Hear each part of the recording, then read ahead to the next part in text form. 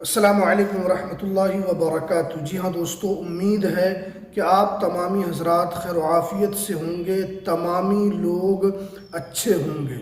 Supreme court ने साफ साफ आदेश दिया, भारत के मुसलमानों की टेंशन अब ख़त्म, बस एक काम करना होगा।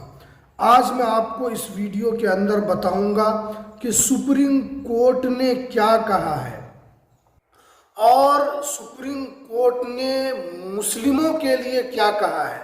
तो पूरी जानकारी आज आपको इस वीडियो के अंदर मिलने वाली है, तो इसलिए इस वीडियो को पूरा ज़रूर देखें। वीडियो शुरू करने से पहले आपसे एक छोटी सी रिक्वेस्ट है, आप अगर हमारे इस चैनल पर पहली मर्तबा आए हैं तो इस चैनल को आप ज़रूर सब्सक्राइब कर लीजिए। देखिए, आप जानते हैं कि अभी अभी 12 राज्यों में एसआईआर का काम मुकम्मल हुआ है। 6 जनवरी को ड्राफ्ट लिस्ट जारी हुआ और उस ड्राफ्ट लिस्ट में 12 राज्यों के अंदर करोड़ों करोड़ नाम काटे गए। अगर हम सिर्फ उत्तर प्रदेश की बात करें तो अकेले उत्तर प्रदेश में 2,89,00,000 लोगों का नाम बाहर हो गया।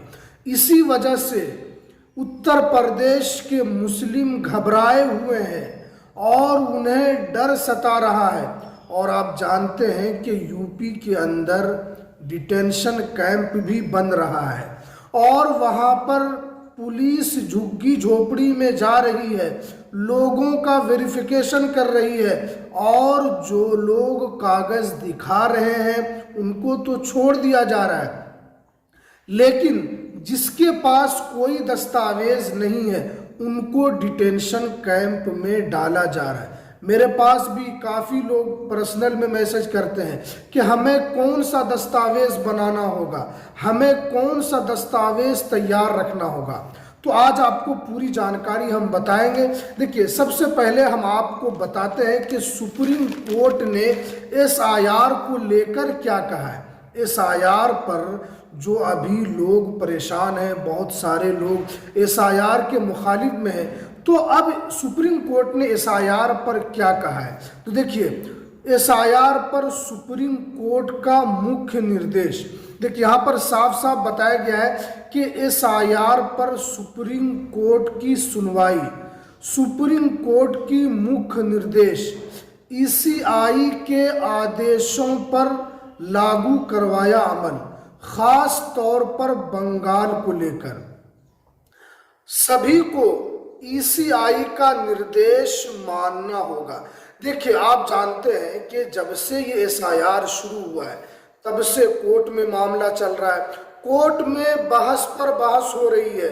बहुत सारे याचिकाकर्ता सुप्रीम कोर्ट में एसआईआर को रोकने को लेकर पहुंच गए, लेकिन यहाँ पर जो एसआईआर पर सुप्रीम कोर्ट ने क्या कहा कि ईसीआई जो है वो जो एसआईआर करा रही है तो सभी को ये मानना होगा, ये सुप्रीम कोर्ट ने कहा है। अगर ईसीआई एसआईआर करवा रही है तो उनको सभी को पालन करना होगा उस नियम का। अगर आप नियम का पालन नहीं करते हैं तो आपका नाम भी एसआईआर से कट जाएगा। ये सुप्रीम कोर्ट ने साफ साफ कहा है, क्योंकि अभी जो विपक्ष की पार्टियां हैं उनका साफ साफ मानना है वो एसआईआर का बायकॉट कर रही है। जैसे आप बंगाल को देख लीजिए, बंगाल की जो चीफ मिनिस्टर है ममता बनर्जी, उनका साफ साफ कहना है कि एसआईआर जो है ये बंगाल के अंदर लोगों के नाम को काटने के लिए किया जा रहा है। तो अब सुप्रीम कोर्ट ने साफ साफ जो मुख्य निर्देश जो दिया है कि एसआईआर जो है ये एक तरीके से वोटर लिस्ट का शुद्धिकरण है, इसमें किसी के नाम को काटने का कोई भी प्रावधान नहीं है। क्योंकि जो विपक्ष की पार्टी है उनका ये भी आरोप है कि एसआईआर जो है ये एक तरीके का एनआरसी है, एक तरीके से एनआरसी ही हो रहा है। लेकिन सुप्रीम कोर्ट ने साफ साफ कहा है कि एसआईआर जो है ये सिर्फ और सिर्फ ये एक राज्य के लिए नहीं है बल्कि सभी राज्यों के लिए एसआईआर आगे चलकर होगा। और एनआरसी को लेकर जैसे हम अगर बात करें, अखिलेश यादव साहब, असदुद्दीन अवैसी साहब, तेजस्वी यादव साहब, राहुल गांधी साहब, ये जो जितने भी बड़े बड़े नेता हैं, सभी का ये आरोप है कि एसआईआर जो है ये एक तरीका का एनआरसी है। लेकिन सुप्रीम कोर्ट ने कहा है कि ये जो है एसआईआर ही है, एनआरसी नहीं है। एनआरसी सिर्फ और सिर्फ 2019 में बंगाल में लागू किया गया था। वो सिर्फ और सिर्फ बंगाल में नहीं बल्कि आसाम में लागू किया गया था। बंगाल में एनआरसी नहीं हुआ बल्कि आसाम के अंदर 2019 में एनआरसी को लागू किया गया था। वो भी कोर्ट ने सिर्फ और सिर्फ आसाम के लिए कहा था, क्योंकि आप जानते हैं कि बंगाल में बांग्लादेशी और घुसपैठी सबसे ज़्यादा थे। इसीलिए सुप्रीम कोर्ट ने वहाँ पर एसआईआर कराने का आदेश दिया है। तो इसलिए आपको किसी के बहकावे में नहीं रहना है। बहुत सारे लोग कह रहे हैं कि ये एनआरसी है लेकिन ये एसआईआर है, इसलिए आपको ज़्यादा टेंशन नहीं लेना है, आपको किसी भी के बहकावे में नहीं जाना है। क्योंकि अगर एनआरसी होता है तो सबसे ज़्यादा मुस्लिम समाज को परेशानी होगी। ये साफ साफ लोगों का कहना है। सबसे ज़्यादा जो है एनआरसी में मुस्लिम समाज को टारगेट किया जाएगा, ये आरोप लगता है। क्योंकि एनआरसी जो है अगर कभी भी लागू होता है, सुप्रीम कोर्ट ने ये भी कहा है खास तौर पर मुसलमानों के लिए, अगर एनआरसी लागू होता है तो ये सभी के लिए लागू होगा।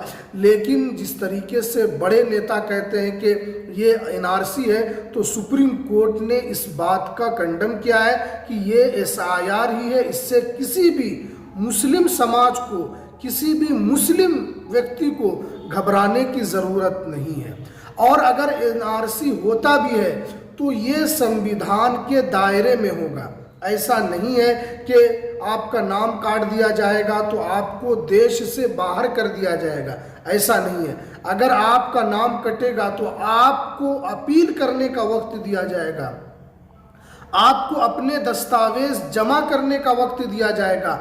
आप निचली अदालत में जा सकते हैं, आप हाई कोर्ट में जा सकते हैं, आप सुप्रीम कोर्ट में जा सकते हैं कि आपका नाम एनआरसी से कैसे कट गया। अगर आपके पास सारे दस्तावेज हैं तो आगे चलकर आपको कोई परेशानी नहीं होगी। ये सुप्रीम कोर्ट ने कहा है कि एसआईआर जो है ये न तो किसी को नागरिकता देने वाला कोई ऐसा नियम है या किसी की नागरिकता छीनने वाला है। तो इसलिए जितने भी मुस्लिम समाज हैं उनको न घबराना है, उनको न टेंशन लेना है। क्योंकि जब से एसआईआर हुआ है तब से एक तरीके से एक हल्ला हंगामा मचा हुआ है कि ये एनआरसी है और इसकी वजह से आपको नागरिकता मिलेगी।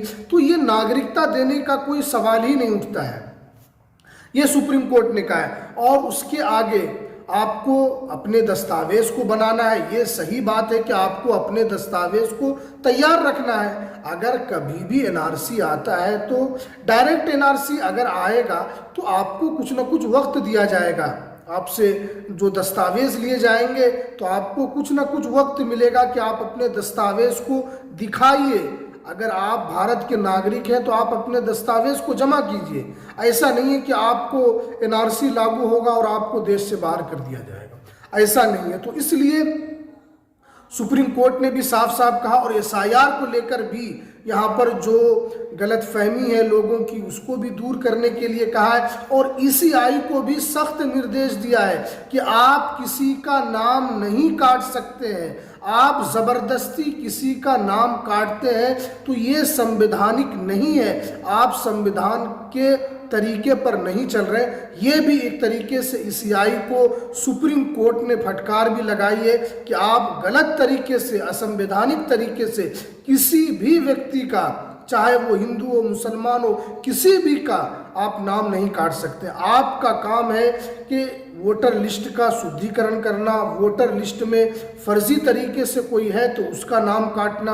और सुप्रीम कोर्ट ने एक तरीके से यह भी हैरानी जताई है कि 2 करोड़ 89 लाख लोगों का कैसे नाम बाहर हो सकता है, क्या 2 करोड़ लोग मर गए या 2 करोड़ लोग यूपी छोड़कर चले गए? ऐसा नहीं है। और सुप्रीम कोर्ट ने यह भी कहा कि जिन जिन लोगों का नाम कटा है तो उन लोगों के नाम को भी सार्वजनिक किया जाए, उन लोगों के नाम को निकाला जाए ताकि उनको भी पता चले कि उनका नाम क्यों कटा।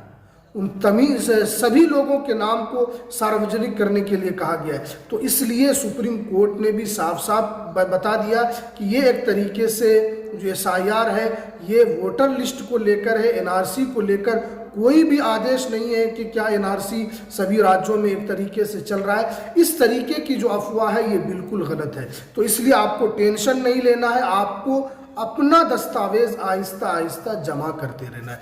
ये एक अक्लमंदी की बात है। तो इस वीडियो को ज़रूर लाइक कीजिए, शेयर ज़रूर कीजिएगा और चैनल पर पहली मर्तबा आए थे तो आप ज़रूर इसको सब्सक्राइब कर लीजिएगा। तो चलिए हमें दीजिए इजाज़त, फिर मिलते हैं किसी नेक्स्ट वीडियो में नई अपडेट।